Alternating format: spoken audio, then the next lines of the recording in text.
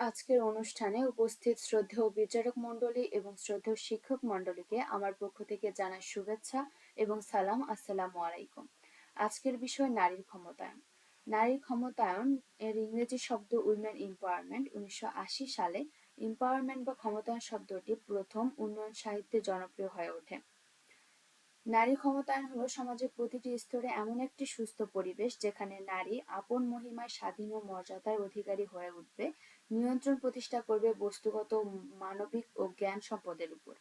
1994 সালে বলা সমাজবিজ্ঞানী নায়লা কবিরের মতে, empowerment is rooted in self-understanding that can inspire women, recognize and challenge gender inequality in the home and community। কবি কাজী নজরুল ইসলামের ভাষায়, বিশ্বে যা কিছু সৃষ্টি চিরকল্যাণকর, অর্ধেক তার করিয়াছে নারী, অর্ধেক তার নর। কবির মতে নারী পুরুষকে সমান তলে এগিয়ে যেতে হবে, কিন্তু আমাদের সমাজে অর্থনৈতিক এবং সামাজিকভাবে নারীরা প্রায় বঞ্চিত এবং সমাজে নির্যাতিত ও নিষ্পেষিত।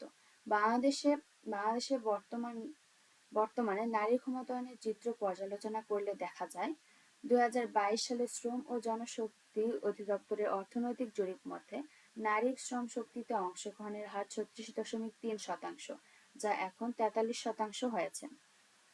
2021 থেকে 22 সালে বাংলাদেশের নারী ক্ষমতায়ন তথা জেন্ডার বাজেটের জন্য রাখা হয়েছে মোট বাজেটের 34%, যার জিডিপি 5.16%।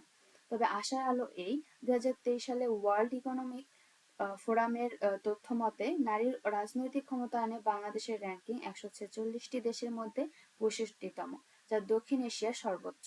তবে নারীর ক্ষমতায়ন অর্জনে বেশ কয়েকটি বাধা রয়েছে, যেগুলো হলো নারী শিক্ষার ক্ষেত্রে সামাজিক অনীহা করা, রাজনৈতিক ক্ষেত্রে নারীদের উচ্চ পর্যায়ে স্থান না দেওয়া, পরিবারে ও সমাজে নারীদের সিদ্ধান্ত গ্রহণ করতে না দেওয়া, নারীদের সম্পদের প্রবেশাধিকারে অনীহা, সামাজিক ও ধর্মীয় কুড়ামির মাধ্যমে নারীদের বিভিন্ন বৈষম্য ও নির্যাতনের সম্মুখীন করা।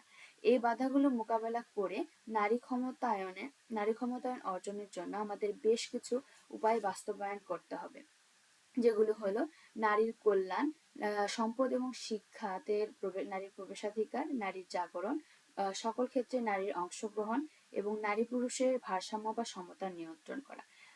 তাহলে এসব বিষয় বাস্তবায়নের মাধ্যমে আমরা নারীর ক্ষমতায়ন অর্জিত করতে পারি। যেহেতু বাংলাদেশের সকল উন্নয়ন কর্মকাণ্ডে এবং উন্নয়ন কর্মকাণ্ডে নারীর ভূমিকা রয়েছে এবং নারীর ক্ষমতায়ন নিশ্চিতের লক্ষ্যে বাংলাদেশে বহুমুখী কার্যক্রম পরিচালনা হচ্ছে, তাই ক্রমাগত নারী পুরুষের সমান তালে অর্থনৈতিক, রাজনৈতিক, সামাজিক, প্রশাসনিক ক্রিয়াঙ্গনে উৎসাহ ও উদ্দীপনা নিয়ে এগিয়ে গেলে দেশে উন্নয়ন ঘটবে। আর এভাবে আমরা নারী ক্ষমতায়নের ফলপ্রসূ বাস্তবায়নের মাধ্যমে দেশকে একটি সুখী, বৈষম্যমুক্ত ও সমৃদ্ধশালী বাংলাদেশ হিসাবে এগিয়ে নিয়ে যেতে পারবো বলে আমি আশাবাদী।